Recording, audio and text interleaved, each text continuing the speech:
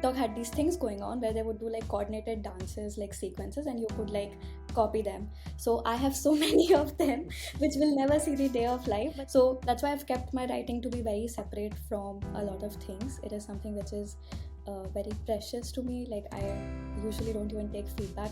Like never in my dreams I could have imagined that a person who I'm following and looking up to would like reach out to me. Which is probably the next city you want to live in? That's really interesting. That's my biggest advice, that just hit publish, like even if nobody's watching, nobody's reading. Hey everyone, welcome to Product Stories, the podcast that delves into the minds of product and design folks to talk about their stories, challenges, and work.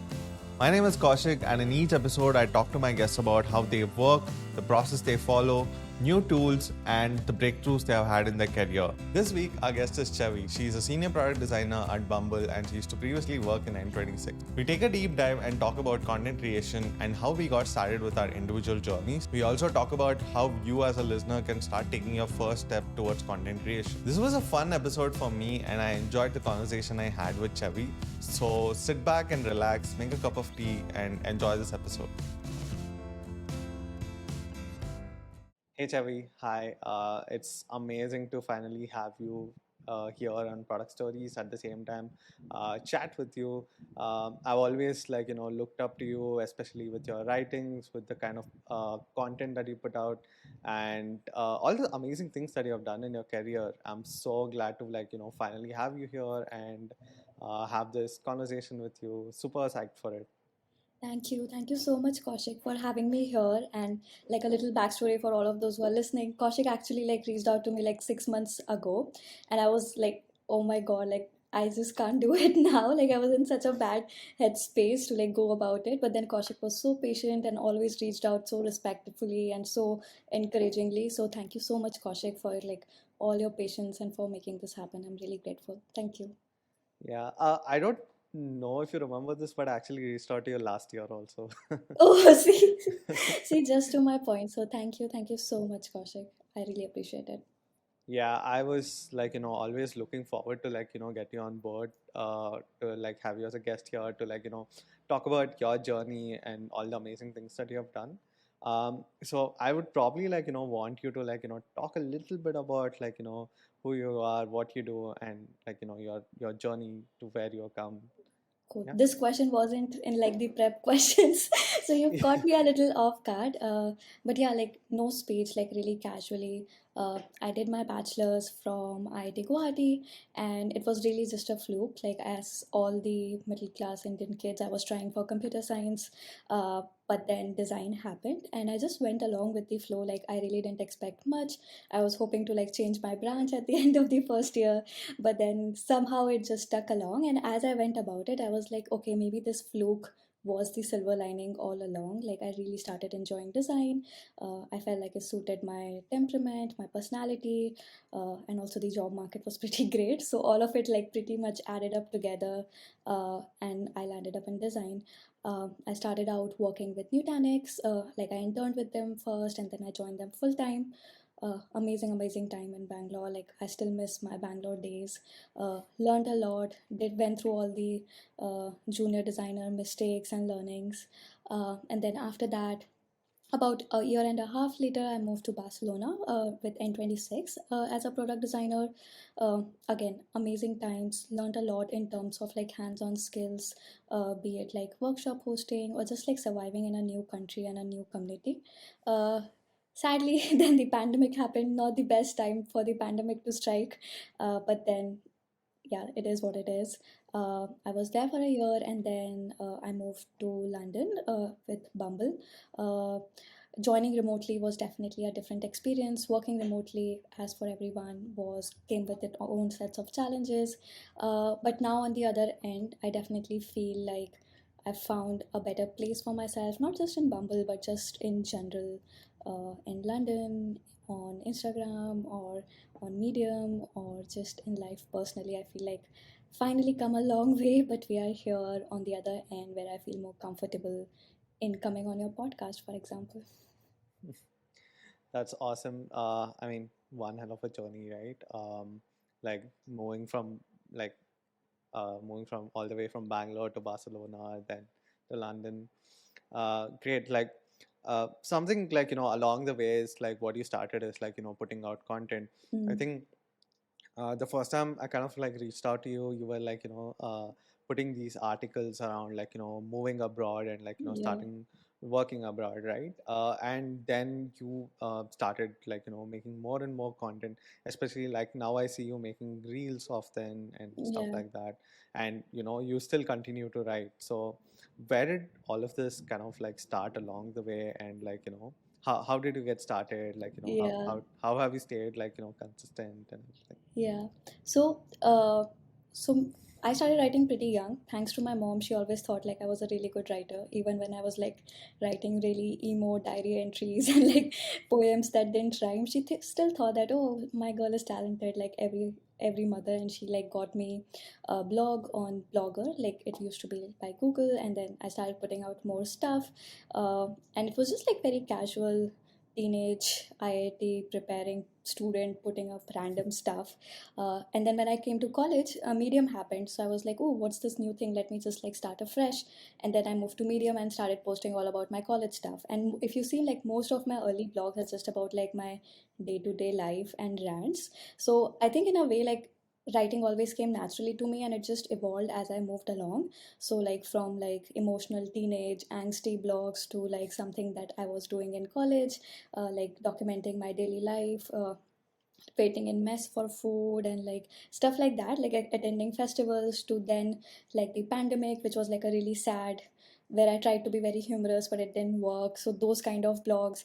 And then now very recently, which it has become more like like challenges that I'm facing or things that I am reflecting on or going through. So it just like evolved with me, and there was never like this specific niche that, oh, I'm going to start writing about design, oh, I'm going to start publishing about Medium. And it's still the same, like I'm not disciplined about it. It's just like it comes and goes in waves. So whenever I feel like, oh, I have something to write about, I write for like a few months, like send it out, and then maybe like a few months later the topic has completely changed, or like my phase of life has completely changed. So that's why I've kept my writing to be very separate from a lot of things. It is something which is very precious to me. Like I usually don't even take feedback. Like if you see, it's like very unedited and there's so many typos, but that's how I would love to like keep it, because that's something that I would love to keep going, like doing as I grow up, and like keep documenting, because I love reading my blogs myself. So the audience for it is like just me,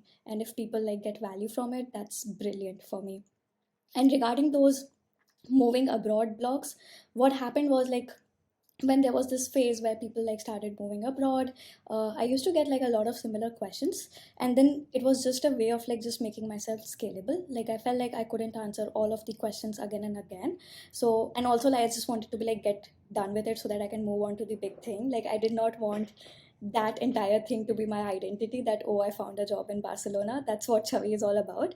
So to get like solve all these problems, like one, to like just get it done with and move on to the next phase, and two, to make myself scalable, I just put in everything that I knew on those set of blogs. And even till today, if somebody reaches out, I just send them those blog links, because I feel like that's everything that I know and it's in there, and it's gonna help people like I would help them one on one. So those were those blogs, and those were like just a specific section. And regarding videos, I think pandemic happened and I didn't want to work out. So TikTok had these things going on where they would do like coordinated dances, like sequences, and you could like copy them. So I have so many of them, which will never see the day of life. But that's how like I got onto TikTok, because I used to just like pick a dance and then learn it for 2 3 days and try and shoot it. So it was like my form of workout, and also like keeping up with TikTok and like getting into it. And that's how I got into it. And as a designer, it was just really fascinating for me to like see how TikTok took over like our form of creating content. Like we moved from photos to like vertical photos for stories to like vertical videos. uh, so yeah, that was just my, that was just my trigger. I was like, ooh, how are they doing that? Every time I open it, they're like creating new features. They've made video editing so simple. Like gone are the days of like After Effects and Premiere Pro. So that was the designer in me getting like really excited about TikTok. And then naturally Instagram Reels followed, because I was like doing competitor analysis that, oh, this is easier, this is harder here, and stuff like that. And then that's just how it's been carrying on in a way. that, oh, now I'm like, I want to keep up with like Instagram and TikTok and like all the other video platforms, and the easiest way to like keep up with this is to like be in it, and to be in Yeah. it you have to like keep creating and doing it on a daily or a weekly basis. So I think that's how I've gotten into like making cringy videos of myself talking into the camera. That's my that's my very long-winded explanation. Awesome. So something which kind of came to my mind when you were talking about the whole writing thing, right? Which Yeah. is like, you kind of like write more for yourself than to like, write it and put it out there. Something which like, I kind of remembered when you were saying that was like, so I was listening to Lenny's podcast, where he had Julie Su as his like first guest. Mm-hmm. Something which like both of who are like, really, really great writers. And I mean, you would have come across their Twitter threads or like the newsletters and everything. Mm-hmm. Both of you who are like amazing writers, and something which they also constantly talk about is like how they kind of started writing more for themselves rather than like, to put it out there, like, as Yeah. as a blog or as a newsletter or something. Yeah, and I think what it highlights is another part, right? Like you need to have like like intrinsic motivator or a trigger, because these platforms are so difficult to crack. Like, say Yeah. for like you've experienced, must have experienced it yourself. Like the initial 2 or 3 years, like nobody is listening to you or reading to you or watching you. Like it's just like, even if you see like Ali Abdul, like 2 years he was just talking into camera himself with like 200 views per video.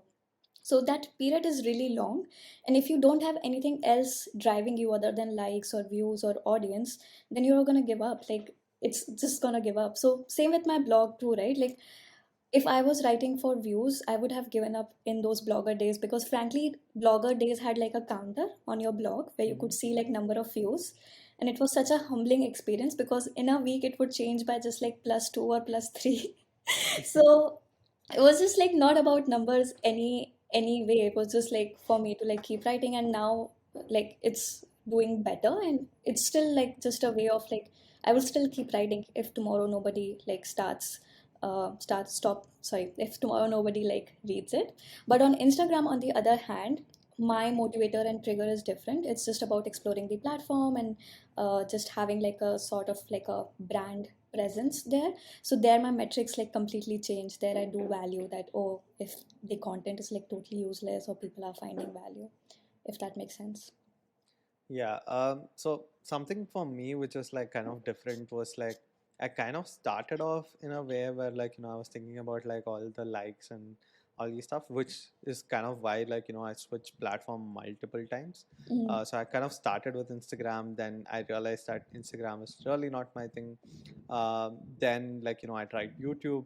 That was also again, I mean, I loved making YouTube videos. It just did not seem I kind of had like trouble scaling it. yeah. I think the platform that I kind of found comfort with was like Twitter, Okay. and the way it kind of changed for me, like with respect to content creation, is that um, whenever I was learning something, I would actually like try to create it as a content, whether it Yeah. was Twitter threads or like all these Mm, Instagram carousels. There was a time during pandemic where everyone was going crazy over Instagram carousels. yeah. So that's kind of how it started. So there is this whole really famous Feynman's method of like learning something, right? It's which Yeah. is like you try to teach someone about something that you learn, and that's when you You get better at actually, it. yeah. Yeah, that's kind of how I started because I was very new to design at that point of Mm, time, and I was like, if I can try to put this in a concise manner,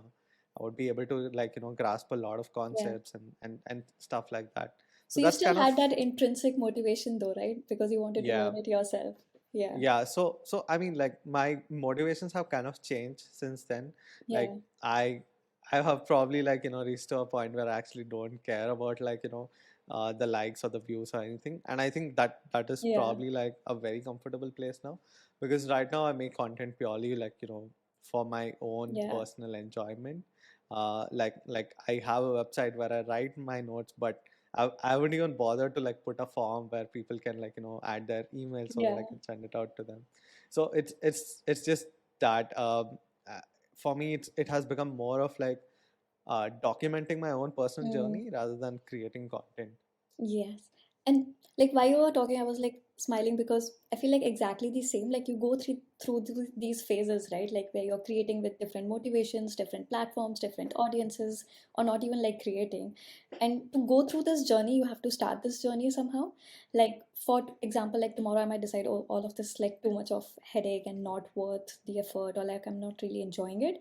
But to get to that point, like you have to go through all of those like phases of like chasing likes, chasing content, chasing Yeah. serenity, like whatever you're chasing, to like really realize what you're really looking for. So yeah, I would say like it's a really fulfilling journey in general. Yeah. But like, how did you actually like, decide like your first platform? I know like, you kind of started off with Blogger, um, like, in the very early days, but like Mm. post that, how did it kind of like, how did you kind of decide to switch? Because I've seen you like, be active once in a while here on Twitter as well. So are you like experimenting with platforms or like, Uh, how is it? So it was, I think, if I have to just give you a TLDR, it's the limitation of time. Like I would love to like uh, write a blog, convert it into a Twitter thread, then make it into like 4 parts reel stories, 4 part reels, and then also post it on TikTok, and then maybe go ahead on Pinterest and like pin it, and then maybe share it out in my newsletter as a summary. Like I would love to do all this. Like as a person, I'm like fascinated by each of the mediums, because also you realize that what might work on TikTok might not work on Instagram because the audience is so different. Twitter will not respond to if you post directly a blog from Medium. So I'm really fascinated by like what you need to do to cater to each of the platform. But at this point, each platform itself has so many demands. Like say even for, if you have to make a reel, oh my god, like how time consuming it is, like just to shoot and then to edit and then to add those captions and the cover. Like even till now, like I always miss out something or the other in each of the reel. If you see, like I've missed a cover somewhere, or somewhere captions are gone, or editing is so it's just a lot of time consuming. Like if you don't create a reel, you don't know how much effort goes behind the scenes, and then it won't upload with the correct audio or correct resolution. So it's just really difficult. So you just have to like pick stuff where you feel like, oh, I'm vibing with this. Like that's exactly my motto. Like currently I don't feel like I vibe with Twitter.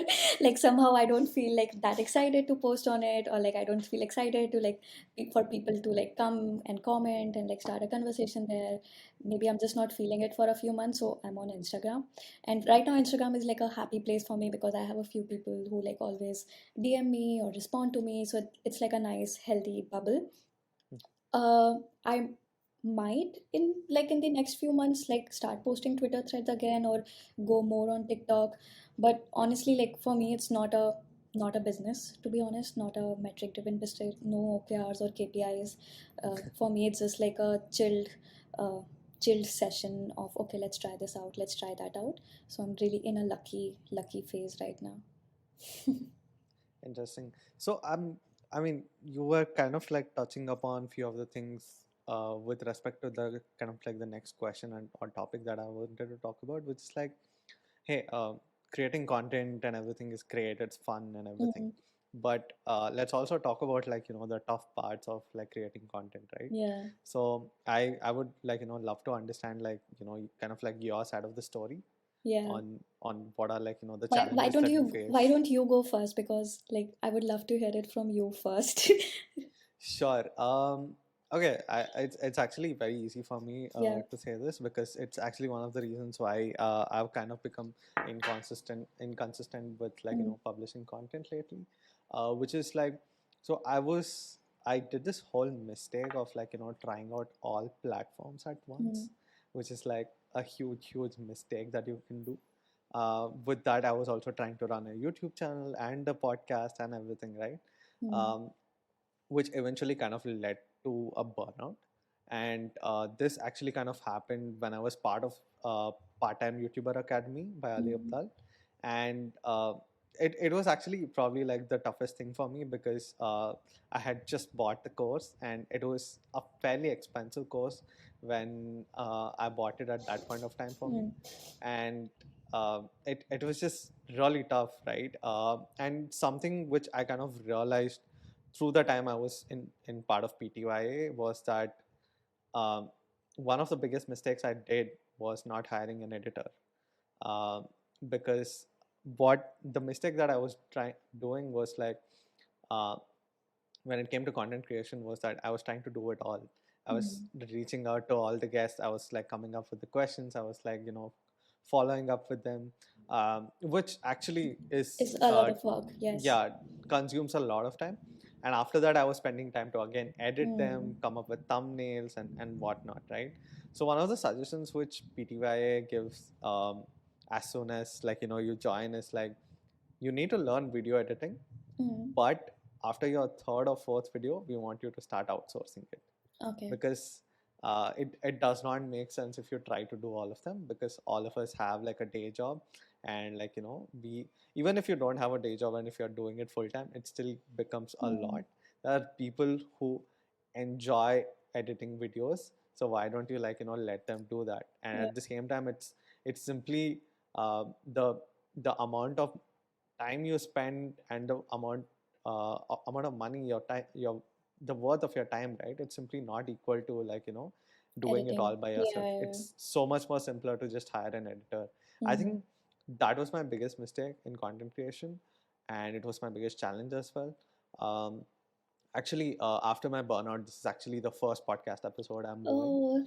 Oh. So I think my last episode was in May or something, but Mm. it was kind of like recorded in March or February or something. Mm. So it's actually been like a good 6 months since I went through my burnout, and like and I decided, hey, I want to get back to this and start doing it again. Yeah. No, I know the feeling, and I'm glad like you're on the other end, because like we were talking about, right? Like it takes a certain amount of energy to like give back energy to a platform. Yeah, So, and that's why one of the reasons why I was like delaying it for so long was like I was like, if I even if I go, I don't feel like I would like add energy to the podcast or add energy when it comes out. Like it would just be like a very drab me just doing it because I have to do it sort of conversation. So I'm yeah, glad like we're both on the other yeah. end of it. I actually kind of felt that like with few of the videos that I was making, because at that point of time I had to make a video at the end of every week, Mm. because that's like how PTYS assignments work. Mm. And it kind of became like hey, I'm making video for the sake of it, Yeah. and I'm not really enjoying it. And at the same time, um, this is like one of the issues with like starting YouTube, is like you start obsessing over like the views, the subscribers and everything, which is what I used to do. And it Mm. took me quite some time before I completely deleted the analytics app and like stopped looking at like metrics. Yeah. uh, Even now, like the podcast has been live for quite some time, and I hadn't checked the metrics in quite a few months. And recently, when I checked it, like the numbers were like pretty decent, like compared to what it used to be. So yeah, I think detaching myself from metrics was like also kind of like my biggest Yeah. learning. At the same time, was a challenge for me to do at that Mm. point of time. Yes. That's such a, I don't know how to put it. Like that's such a like only if you are a survivor of that entire thing you can do it. You know, like if you give this advice to like a beginner, they would not be able to like relate to it or execute it. It's Yeah, only when you've like gone through that entire process, you'll be like, oh yes, like this makes sense, and what Kaushik is saying is validating what I'm feeling and doing, sort of. So yeah, yeah, like so for me, I think these two were never my challenges, because one, like I was not really like optimizing for views anyway. What I was optimizing was for my self confidence. Like I think my biggest blocker in putting myself out there is me myself. Like I get in my head so much. Like I'm not I would say like I'm a recovering people pleaser, like that what people think matter to me a lot. And I'm slowly getting out of that. I'm still very much an overthinker though. So like everything that I put out, except blog, because I told you like blogs are still my like happy place, and it comes very easily to me. Uh, Everything other than that, I overthink like every damn detail of everything that I put out. So much so that I become my biggest blocker, and that's a really shitty place to be in, because there's nobody who can help you except you yourself. So uh, also like one of my biggest thing was like when I started making reels and started putting my face on it was like, oh my god, everybody is saying, like my relatives are saying it, my colleagues are saying it, my manager might be liking it, my ex crush from college might be liking it. So that thing, right, that everybody is seeing and like thinking about it and obsessing over me, which is in reality like nobody's seeing, right? Like every time I post a reel, the world doesn't stop spinning. People keep scrolling and go about their day. Nobody cares. It gets like 200 views in like 5 days. So it's nothing like that in real life as it is in my head. So yeah, that's my biggest challenge, to like not make myself a blocker in posting online, and not be afraid of what people will think, or be afraid of appearing cringy, or like trying too hard, or optimizing for something, or trying to sell something. So that's my biggest blocker. Yeah.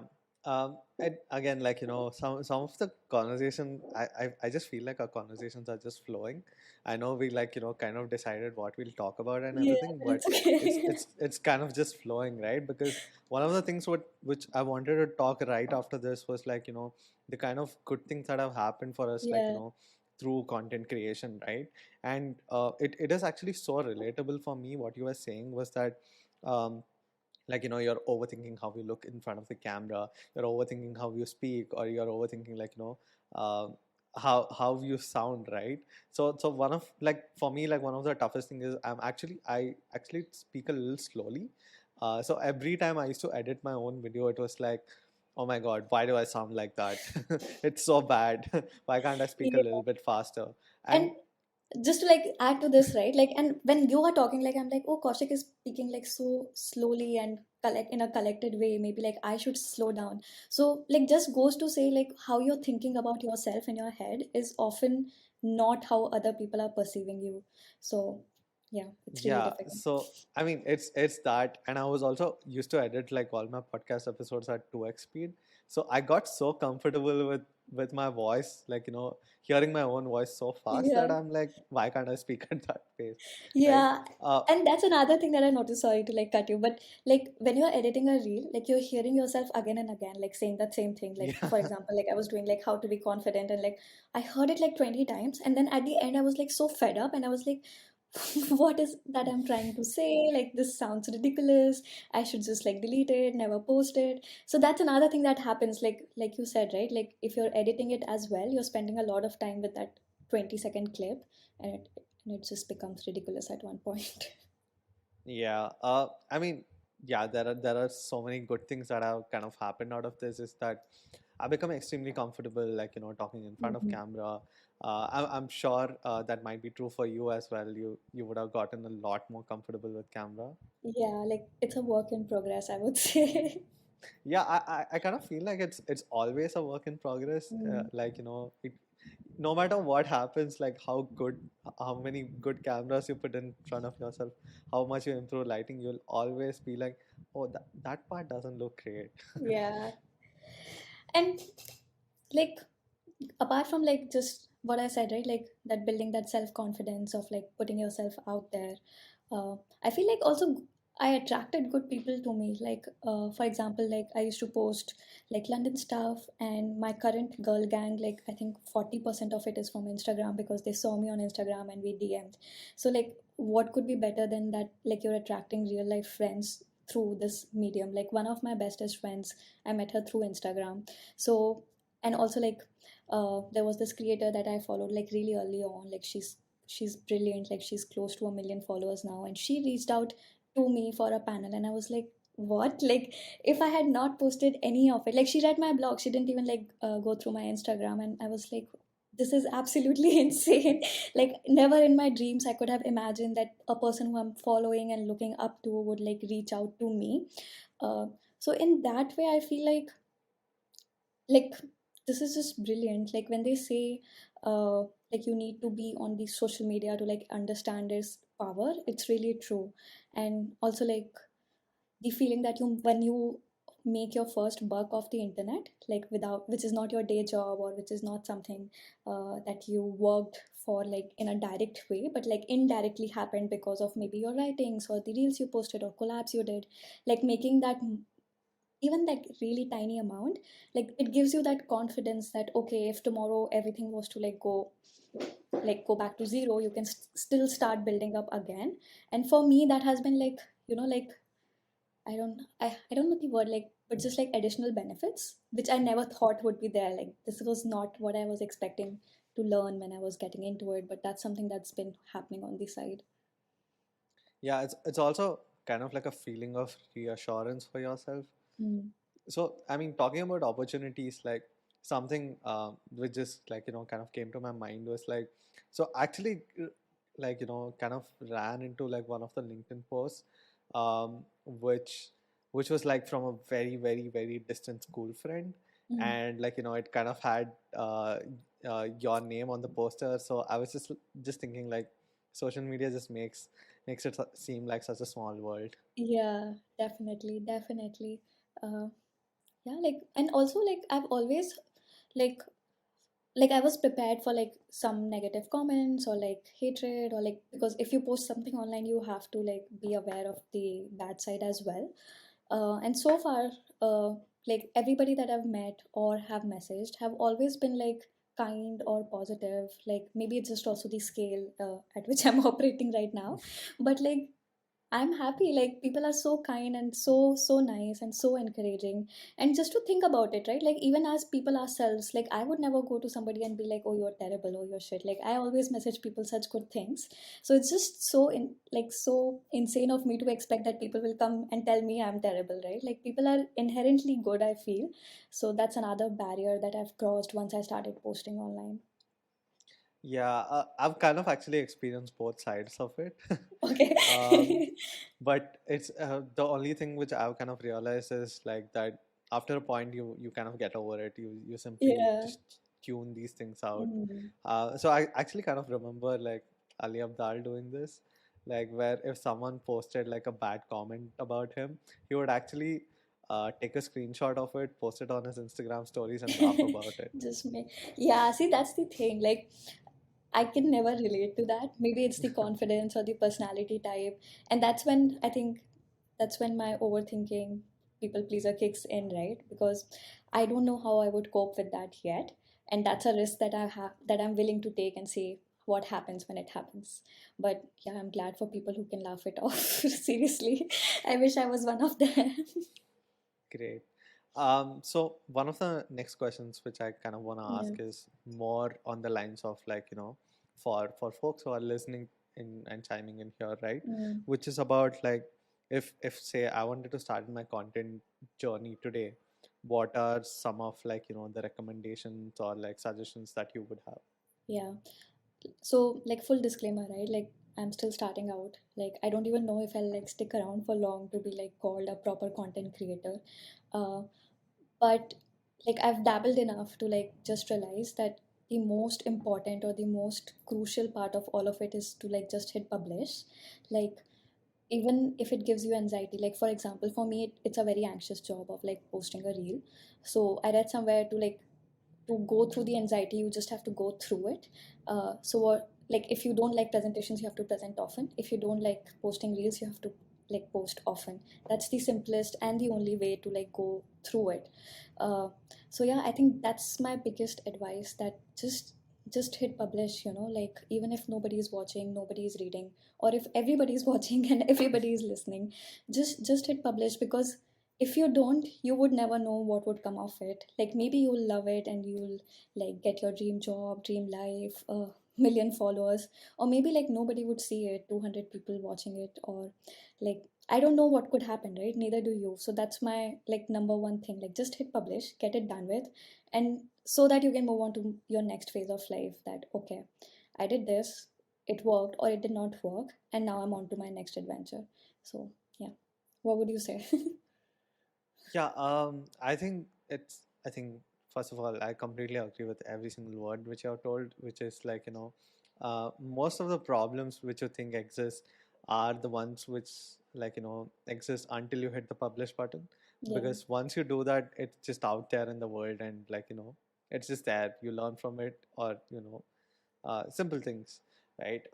Another thing which I would probably recommend is like understanding platforms and Hmm. actually deciding Which what one? might work for Hmm. you, because um, because something which I kind of realized was like Instagram was just not my platform, because like I think I was just very bad at like making things shiny, Yeah. but rather I genuinely enjoyed like putting these things together in formats of words, and like Hmm. putting it in a concise manner. I Hmm. think that's where like Twitter kind of became like a really good platform for me. Hmm. With I mean, things just seem to work whenever whatever little things I used to do on Twitter, even if Yeah. it meant like I post like cringy memes, they tend to work. But on yeah, I think choosing platform can be one of like Yeah. the most important decisions you make, because that also kind of helps with your confidence, because like Hmm. if you're suited more to a particular platform, for example, if you're someone who's extremely in front of camera, or if you're like probably come from Hmm. a background of photography or videography, you'll tend to love YouTube, Yeah. right?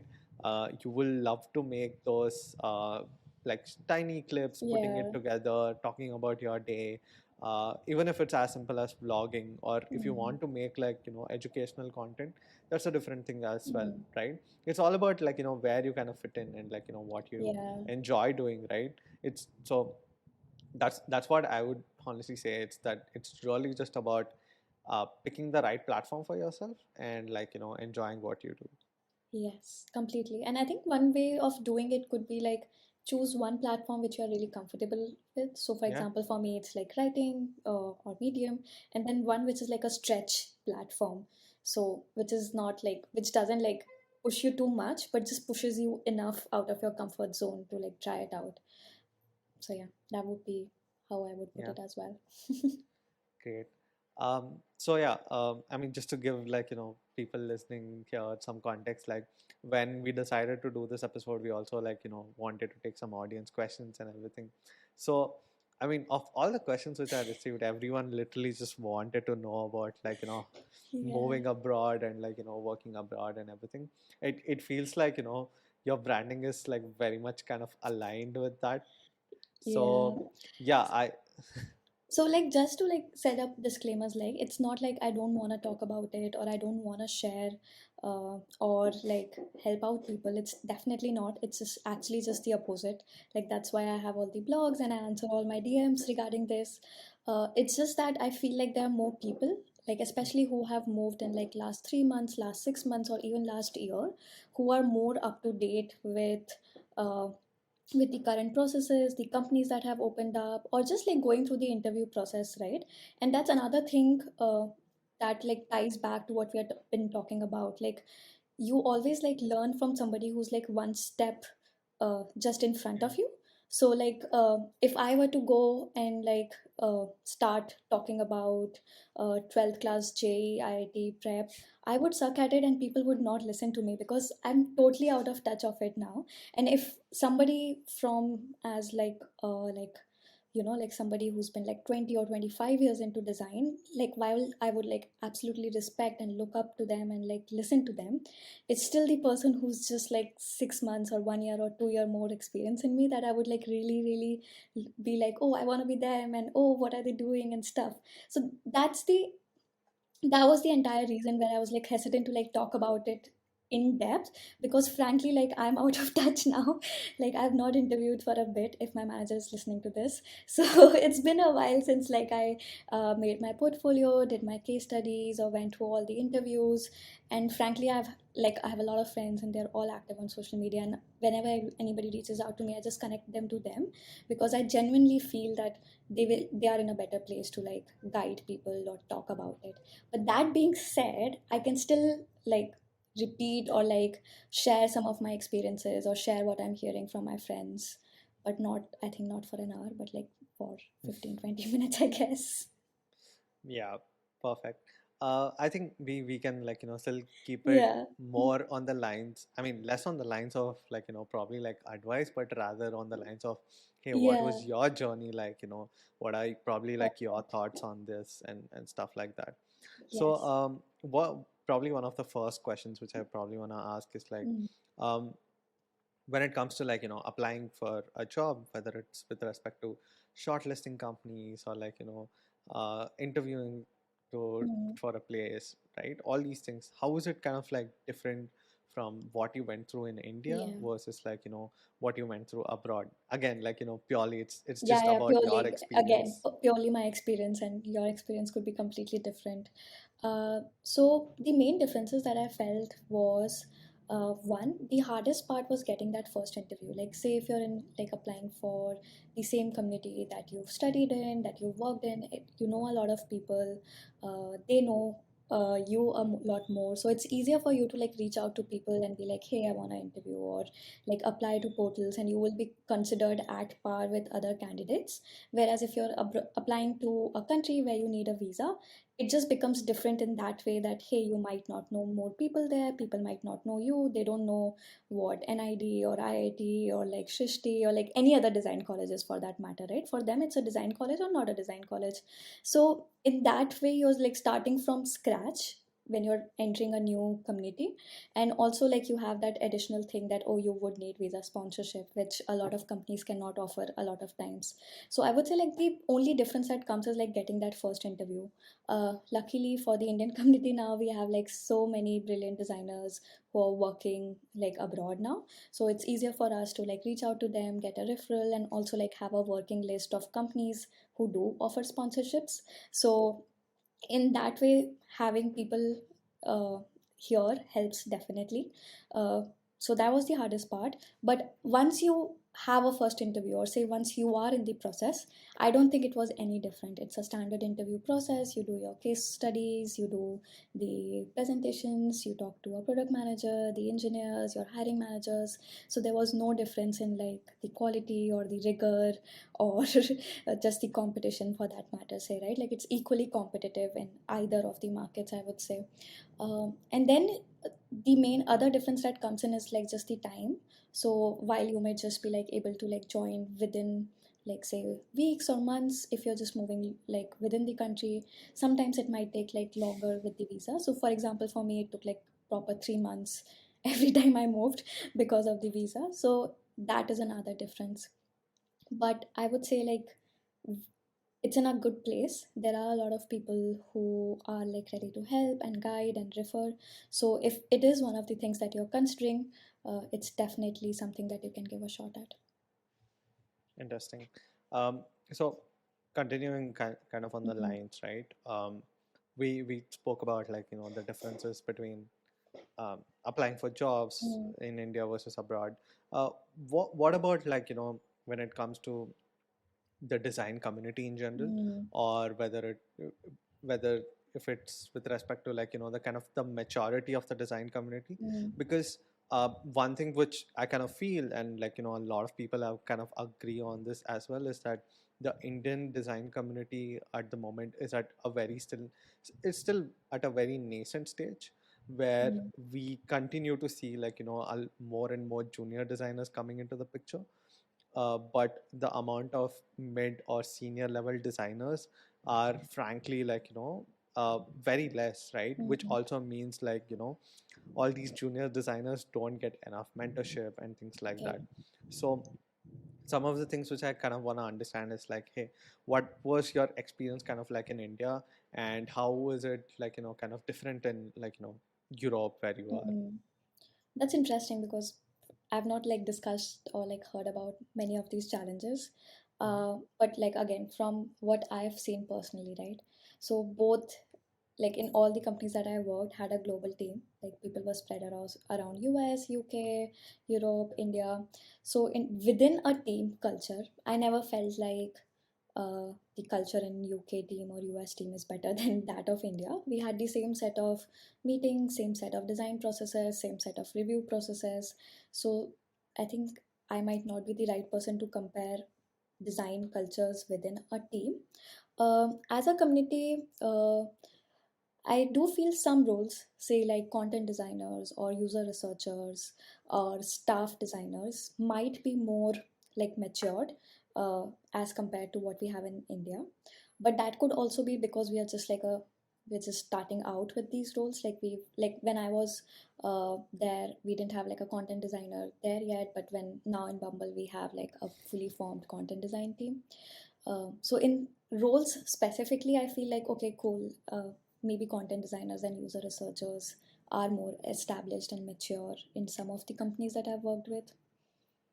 But apart from that, to be very honest, like I feel like when it comes to like a design community or like how people are sharing stuff or like talking with each other, I do feel like Indian community is more strongly knit. It could be just one of my biases like kicking in because I know a lot of people or stuff, but I do feel like Indian community is really tightly knit, and whoever you reach out to is like usually really nice and kind and helping. Not to say the people here are not, but I feel like it has more of an identity, if I may put it that way. Um, what else? I'm thinking off my head, but other than that, I can't think of any major differences I've felt. Yeah, that's perfectly all right. I mean, it's also kind of good to know, like, what your thoughts are on it. Because, like, it has been quite some time since you, like, moved, since moved abroad, right? From, Not that much, like just I think mm, 3 years. And I do keep in touch, but it's just like I just don't want to comment on something which I'm not fully aware of or have not discussed it with like my fellow people, sort of. sure, sure.